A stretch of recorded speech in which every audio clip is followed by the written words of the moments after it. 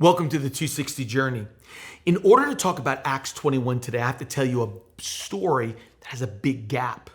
Technology has made the world a neighborhood, and because of technology, people get famous real fast today. If you have a cell phone, it means you have a camera. And with social media, it means you have an audience. And if you have enough people watch it, it means you can be viral. Did you know that 50% of the planet is 25 years old and below? And if that's true, then technology is their life. All that being possible, remember that viral doesn't last long. It's fake fame. It's really what they used to call 15 minutes of fame. See, the authentic, the real has longevity to it. The authentic lasts a long time. It's the difference between buying a $10 knockoff Rolex watch on the streets and the authentic $10,000 Rolex, one in a high-end jewelry store. Which one lasts longer? The authentic always has longevity. I want to show you someone who lasted a long time because he was authentic. His name is Philip, and his story starts in Acts 6 and goes through Acts 8. Let me tell you his quick viral story, and then a huge gap comes. Here it is. He becomes the first deacon of the church, then leads an all-city revival in Samaria, leads to the Lord the number one occult leader named Simon. Then he gets into a conversation with an angel, and the angel sends him to talk to an Ethiopian who many believe is responsible for the gospel going to Africa. He leads that Ethiopian to Christ, baptizes him, and for his finale, ready for this? When he baptizes him, he vanishes. He disappears. Two men go into the water, and only one comes out, and it was the Ethiopian. Listen to it, verse 39 of Acts 8. When they came up out of the water, the Spirit of the Lord snatched Philip away, and the eunuch no longer saw him. That seems to be the last time we see Philip. The book of Acts is 32 years long. It goes from 30 AD to 62 AD. And Acts 6, Philip's introduction, is 31 AD.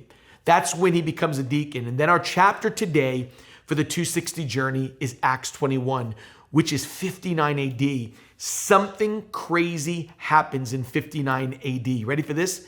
Philip shows up again. Philip, after literally 28 years. Let me read to you what happens after 28 years. Acts 21, 8 and 9. On the next day we left and came to Caesarea, and entering the house of Philip, the evangelist, who was born of 7, we stayed with him, Paul says. And now this man had 4 virgin daughters who were prophetesses. That's the Acts 6 through 8 Philip. And we are reading about him 28 years later. If it's real and authentic, it lasts. Focus on the Family gave these ministry stats a few years ago. They said 1,500 pastors leave the ministry a month in the U.S. That translates to 50 pastors a day call it quits. In fact, they said 50% don't even make it 50 in 5 years, and 90% who start in the ministry never retire in the ministry. So how did Philip do it? How do we read about him 28 years later and he's an evangelist? I read those Acts 21 verses and see 3 key words that make him a legacy and a legend. Here they are. I think it's balance, being current, and having priorities. Let me discuss them. Balance, that home life is just as important as church life. It says Paul was entering the house of Philip. Philip is 30 years older and not in public ministry, but his home is a refuge for Paul on his journey. I love that. When Paul needed a home to go to in Caesarea, he went to Philip's. That Philip wasn't some bitter retired pastor who got burned by the ministry or the church. He was not divorced and living with his 3rd wife because the Holy Spirit told him to divorce his wife. But I think the second thing was he was current. Not just what God did, but what God was doing now. I love that he's called Philip the evangelist. He's not Philip the deacon, and he's not Philip the baptizer. That's chapter 6 and 8 Philip. This is chapter 21 Philip. If he had the same old names, then it was the same old stories. We need to stop with what we did, but tell people what's happening now with Jesus. I want to be current with my kids and with my friends and with my family of what God's doing in my life. If anyone would have told old stories, it should have been Philip. Yeah, I was the first deacon. I know what it's like to be a deacon. Or can you imagine every time Philip saw a water baptism in his church, he would say something like, that's great, but let me tell you what happened to me at the water baptism 30 years ago. Man, that would be so old. See, don't make Christianity ancient when Jesus is alive and active right now.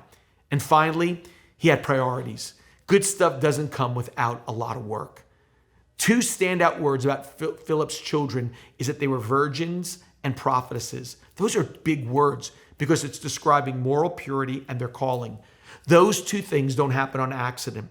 Someone took time with these girls to be virgins and prophetesses. Philip wasn't just ministering to widows in Acts 6, Ethiopians in Acts 8, but Philip was influencing his daughters in Acts 21. That's incredible and a lesson for us all. It's interesting to me that the book of Acts is not called the book of truths. It's not knowing stuff, but doing stuff. Knowledge of the Bible doesn't guarantee application or action of these Bible verses. To know doesn't mean you will necessarily do. How do you make an impact after 3 decades like Philip? Be balanced, stay current, and have priorities. That's why we're reading about Philip in Acts 21. And that's a challenge for all of us. It's a challenge for me with my 4 children. I hope it is for you today. Thanks for joining the 260 Journey.